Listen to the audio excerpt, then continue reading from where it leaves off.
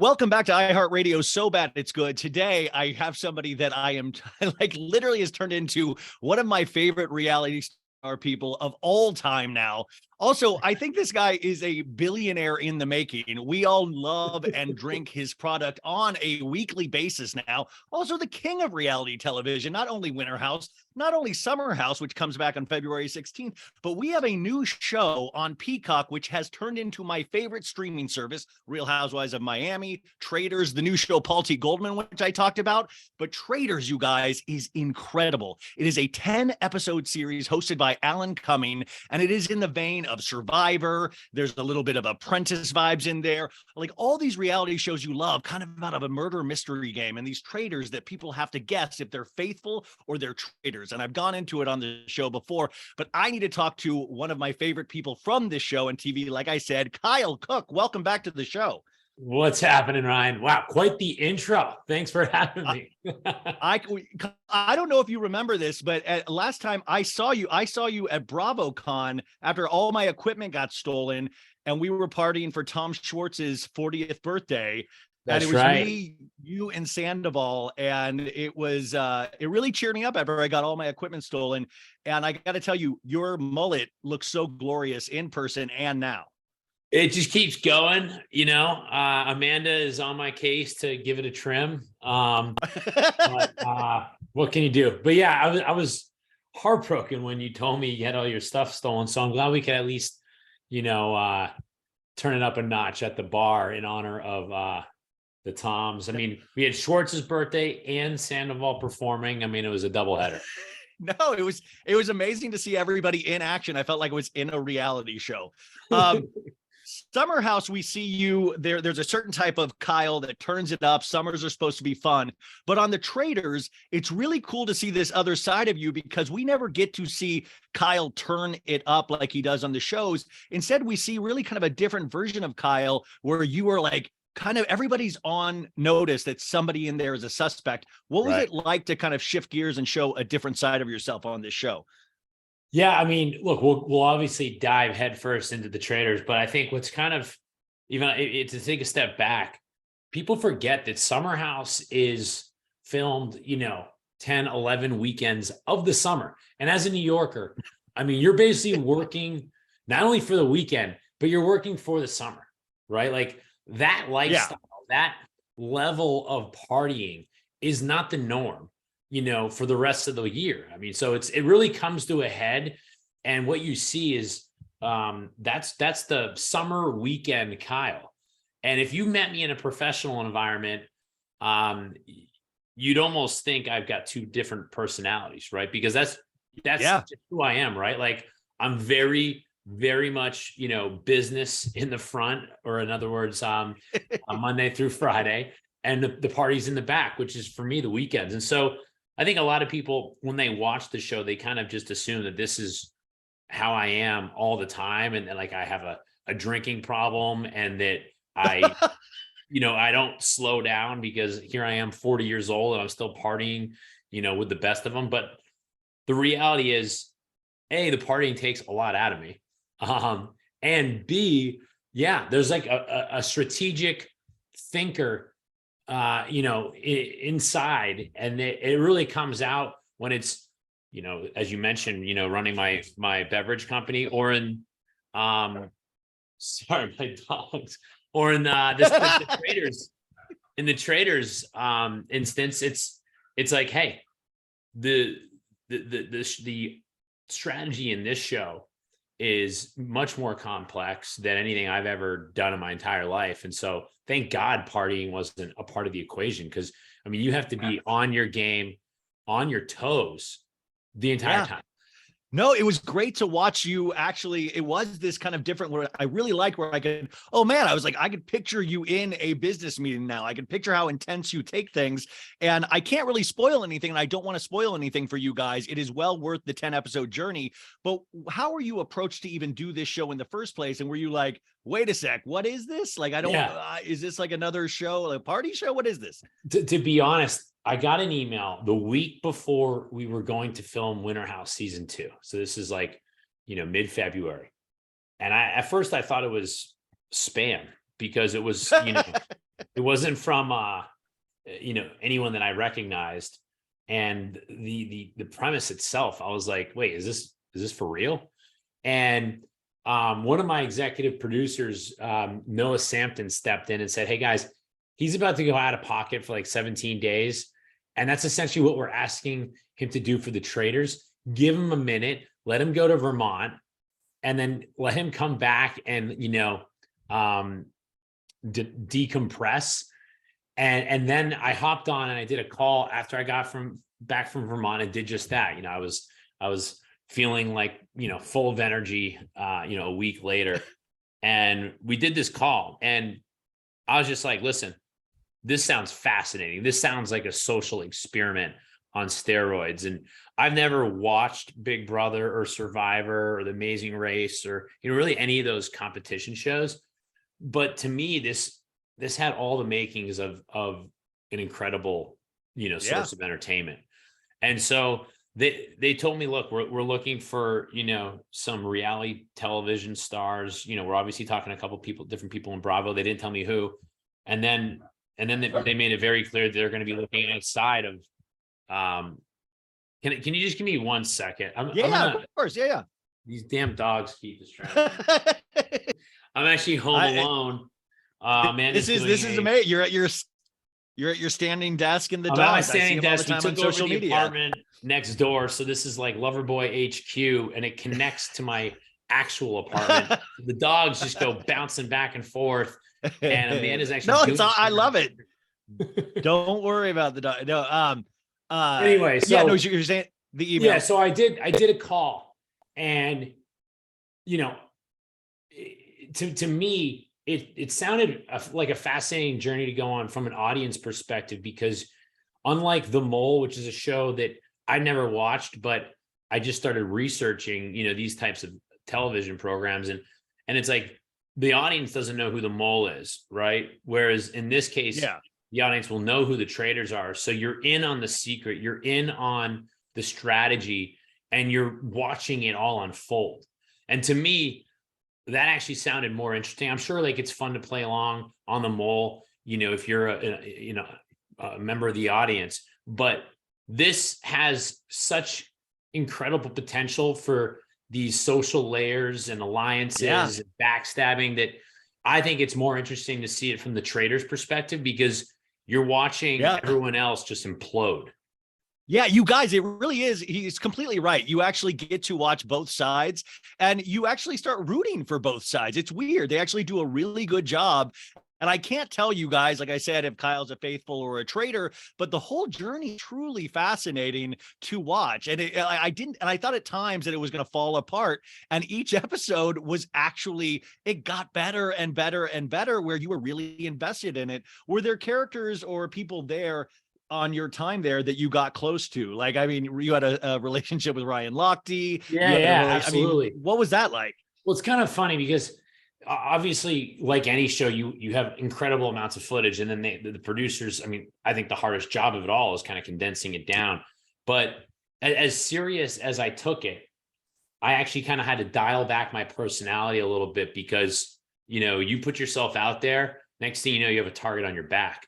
And for me, that was actually kind of hard to do. I had to really have some self-restraint, in terms of being outspoken and completely extroverted, because, that part of me doesn't really come all that subdued, despite, the Monday through Friday work ethic. But, behind the scenes, there was certainly a side of me, and particularly Ryan, where we were just trying to make the group laugh, right? It had the tendency for it to be super intense, and everyone's just like watching everything they say.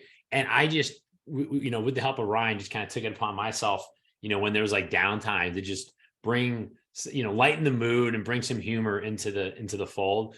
So it was fun getting to know Ryan. It was fun getting to know, I never met Brandy prior to this. I was wondering about the other Bravo, like Kate Chastain, Reza. I mean, was there a lot of Bravo talk? And I didn't know if you guys had met each other. And then did the other people, had anybody else besides the Bravo people watched you on Summer House? There was definitely some familiarity with, even among what we called the civilians. There was like 10 reality stars and then 10 civilians. And then now we're all into the mix, and now we're either faithfuls or traitors. But you definitely, there was certain people there that was familiar with, our Survivor contestants, our Big Brother contestants, right? So that was interesting, because some of the players therefore had an understanding of who some of the other people were that were on TV. So that's kind of an interesting dynamic. From what I understand, other versions of the Traitors, it's either like all celebrities or all civilians, and because it's like a UK show, you guys. Originally, it's a UK show that got brought over here. Yeah, actually, the very first version was either in the Netherlands or Holland, and they keep doing these adaptations because they have such success. And like I said, I think it's because it's the perfect recipe for great TV. But going back to your Bravo question, I never met Brandy, but she watched Summer House, so she knew who I was. We instantly clicked. I love how outspoken she is. Obviously, Kate, all of us Bravo Lebs, very outspoken. And there was just like a mutual understanding. I didn't have to necessarily buddy up next to, say, Kate, for us to have like a mutual respect. However, I was worried almost the inverse, right? Where we'd be labeled as a clique, and instantly targeted as a result. I was thinking about this too, in terms of like Summer House, Winter House. There is like, or it's turned into a lot with the Bravo reality shows. There's a little bit of gameplay now, even in regular reality shows like you do. How much of that did you take in? Because I've seen you've had to get out of sticky situations on Summer House or Winter House, or you've had to apologize to Amanda. How much of that like has come into play when you were playing this game? But you're also right, you guys, you can't talk too much in the Traitors, or people will think you're steering the game. So your natural leadership qualities, like you had to dial it back. Like I said, the first couple episodes, I was very subdued. Then by, I would say, episode 3 or so, I started to kind of make my opinions known, because quite frankly, what I realized sitting at the round table is if nobody speaks up, if no one offers up an opinion or a strategy, that's going to make for some pretty lame television, and it's going to make for some pretty lame gameplay. And so slowly but surely, a good number of us kind of felt more comfortable putting our foot forward and speaking up. But yeah, one of the most outspoken people on the show was instantly, as we say, murdered by the Traitors. And that sent like a little bit of a ripple effect, because it was just like, whoa, like, yeah, he was definitely the most outspoken day one. And look where that, landed him. He's on a plane back home. Yeah. So basically this season of Summer House, you guys are not doing faithful and traitors. There's not, you guys aren't kicking people off on Summer House. Yeah. I would say Summer House, Winter House, like there was zero gameplay or strategy, if you will, to use some of the terms you used to give me a leg up. I actually think, having never watched any of these competition shows, let alone participate, that I was at a pretty steep disadvantage, because as I kind of got more familiar with some of these people from these other shows, and just talking to some of the civilians that were fans of those shows. Ciara, for example, she's on 4 seasons of Survivor. Stephanie, she's on 3. Yeah. Cody and Rachel both won Big Brother. So these are people that I didn't realize just how much like strategy from a social perspective there was on these other shows. And I just kind of went in being myself, and lo and behold, you do need a strategy. Otherwise you're going to get basically snuck up from behind. Oh God. And last question before we get into a little Summer House, if we can, Alan Cumming, what was it like? He's just such an amazing actor anyways. And I was shocked that he was hosting this, and he really gave it his all. Was he a nice guy? Did you get along with him? So, I never met him. But, very familiar with him, and he's Scottish. So it made perfect sense. His accent is real. Maybe he's turning it up a notch, but he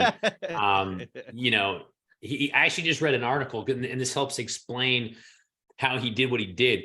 He really looked at it as an acting job. None of us are acting, but he had to kind of put any type of bias or personal attachment aside as we all got murdered and banished, because he had a job to do. He's the host. And so he really looked at it as, you know, an acting job where he didn't get attached to the characters. And that made for some great television because he just didn't give a hoot. I mean, no, he was ruthless.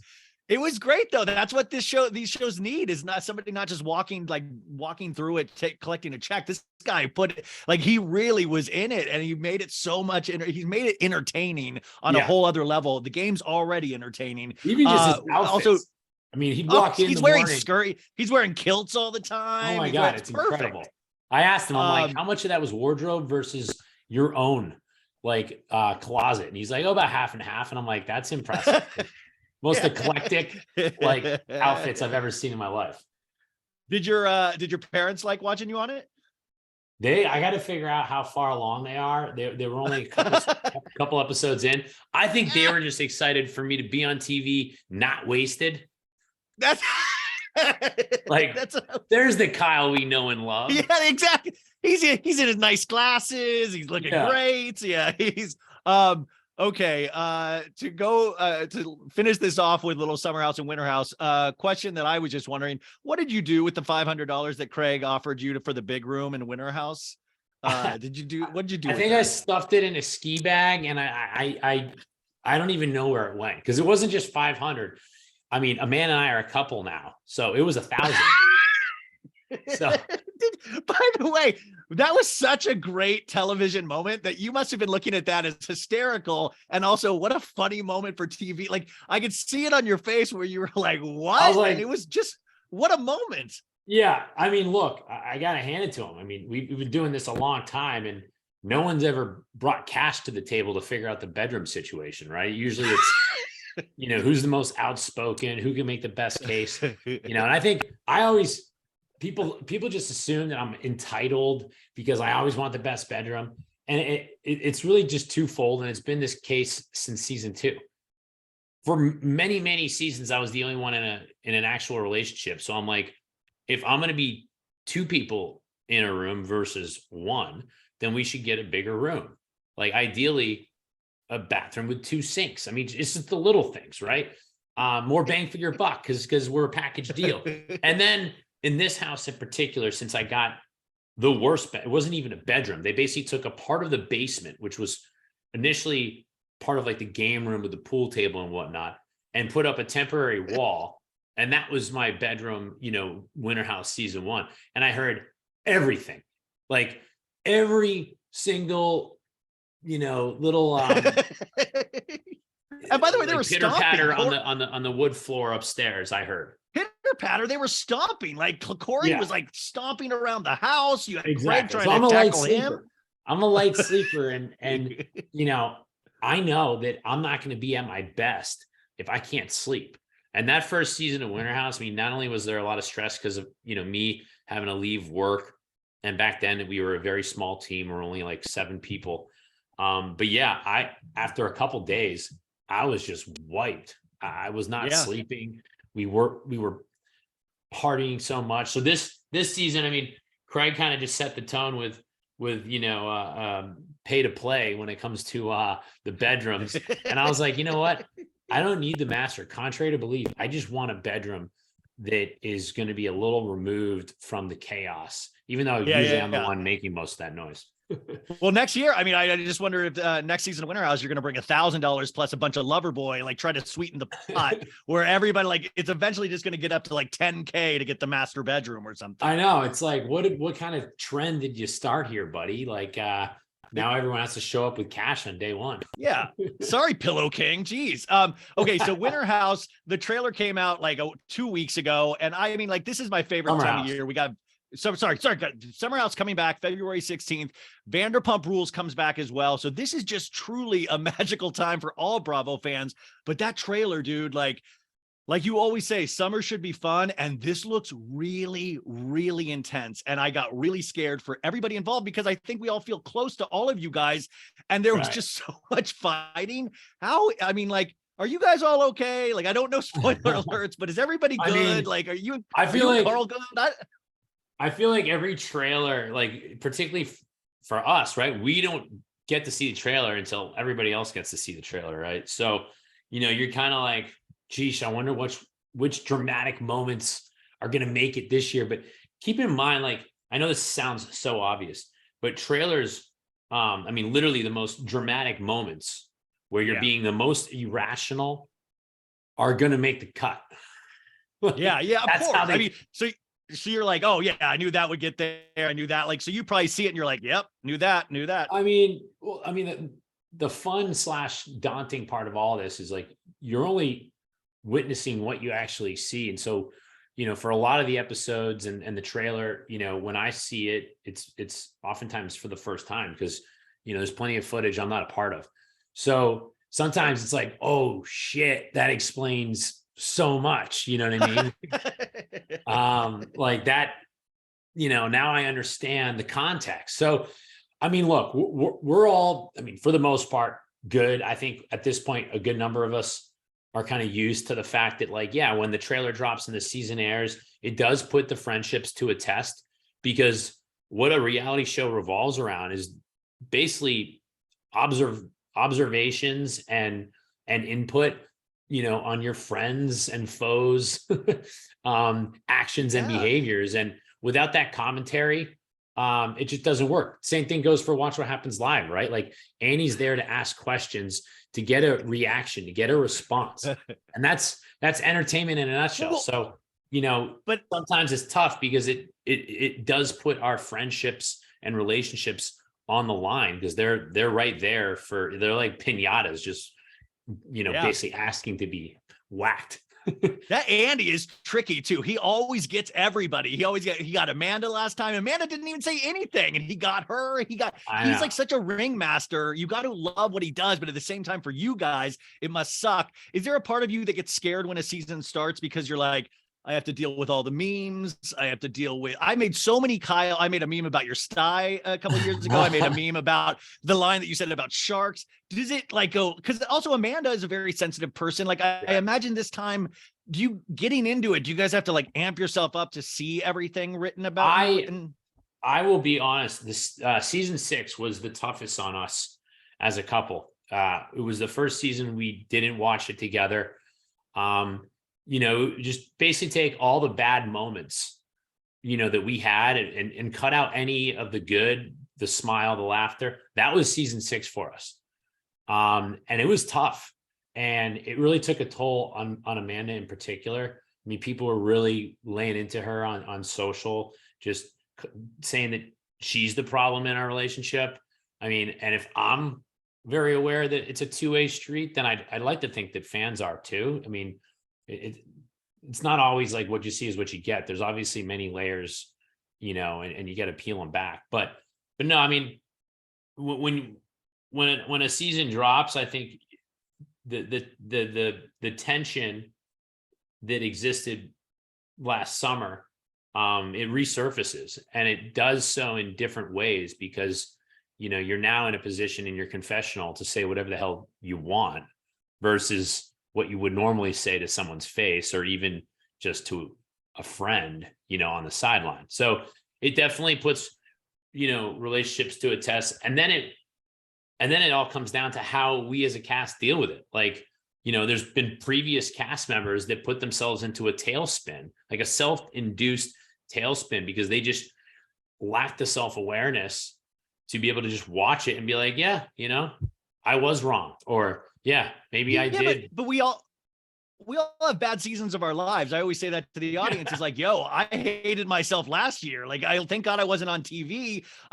Unfortunately, the cameras are there sometimes when you have a bad summer, for better or worse. And that was that was last season for me and Amanda.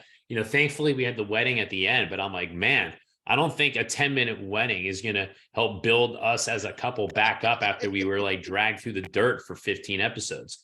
So that's challenging, but yeah, it's part of the game.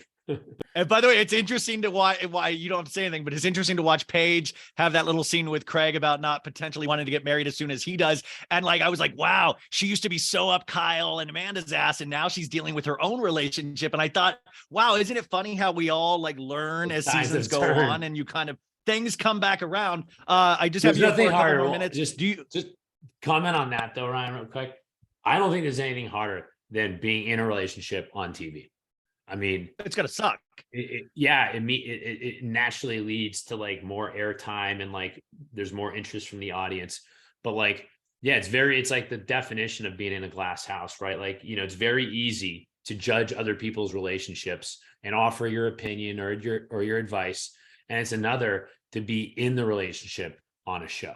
I mean, it's tough. And so I didn't even have to say anything to Paige to be like, yeah, welcome to the relationship club. I hope there's a scene where Paige comes up and apologizes to you. That would be amazing. I don't need it. I don't need it. I need it. I don't care about you. I need it.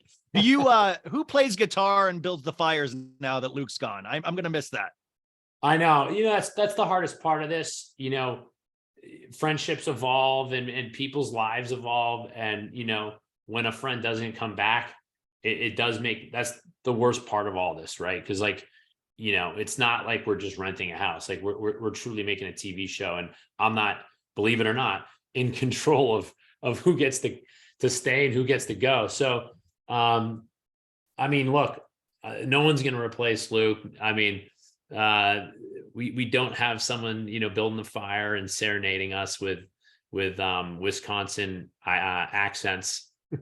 Or no, Minnesota. I loved it. Minnesota, Wisconsin. Man. Same thing. Come on, tapping trees, suit and tie, hair slicked back. My favorite song. Okay, and then finally, after all of these seasons, is it like, and really watching the success of Loverboy, which I was just talking with somebody, I was like, you are going to be legitimately a cooler Bethany Frankel. Like, I mean, I would say sooner rather than later. Is it shocking? I mean, I know you put your ass, like you work your ass off, but like, is it weird that it's all like, it really is all happening? Like it's all coming to fruition. Like do you even recognize that anymore? Or is every day just tough. A grind? I mean, I appreciate that. And, you know, and look, the old school motto that like hard work pays off. I mean, I've never once taken this show and the platform and our fans for granted. I'm thankful for every minute of it and every single follower and every opportunity I get to meet people. All along, you know, I saw this as an incredible platform, right? I've always done startups.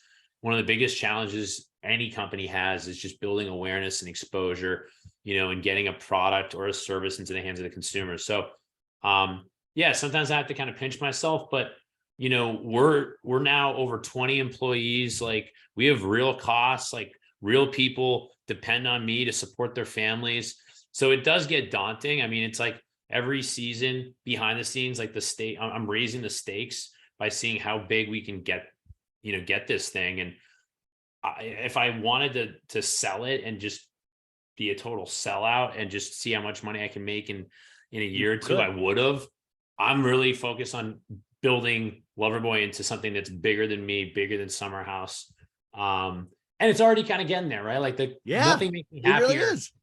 When I meet someone and they're like, oh yeah, you know, I started drinking this. People were asking me if I watched the show. I don't. And I eventually caved. And it's like full circle, right? Like someone started drinking Loverboy, then started watching Summer House. Like that is the ideal scenario. Yeah, the drink is a feeder system into Bravo. The drink is what it does. Bravo. Okay, this is all the time I had with you, Kyle, but you really truly are one of my favorite characters, and you just seem like an awesome dude. And I just really wish you luck. And guys, the Traitors, it really is worth checking out. I can't spoil anything, and it's one of those shows I want to talk about. It's on Peacock, it's like, so you can watch it. I mean, so many people watch the whole damn thing. Quite frankly, before I could. People just binged it, and I was like, "Don't spoil it for me." Well, that's the hard part, is that you really have to, because you can watch all 10 episodes. I watched the first 4 over the last week, and then I watched 6 episodes this weekend, and I was just amped, and I wanted to talk to somebody about it. So I can't wait until we all watch it and we can all talk about it. But I hope they do a season 2. Would you recommend Amanda to do this show if they do a season 2? Oh my God, no. She would like spontaneously combust under the pressure. Kyle Cooke, not for the faint of heart. Peacock, Loverboys in stores everywhere. They're adding new markets every week, it seems like. And of course, Summer House returns February 16th, which we will be covering every week on this show. Kyle Cooke, thank you so much for doing this, dude. Thanks a million, Ryan. Thanks for having me. And by the way, February 16th, I think it might be the 13th. Is it February 15th? Oh, for some reason I was placing it after Valentine's Day for some reason. So I've been told it's the 13th. But that's Kyle, you would probably be right. You're on the show. February 13th. Let's go with that one. It's Monday night. Monday nights, you guys. It's Monday nights on Bravo. Yeah, I'll be talking about it. Tune in.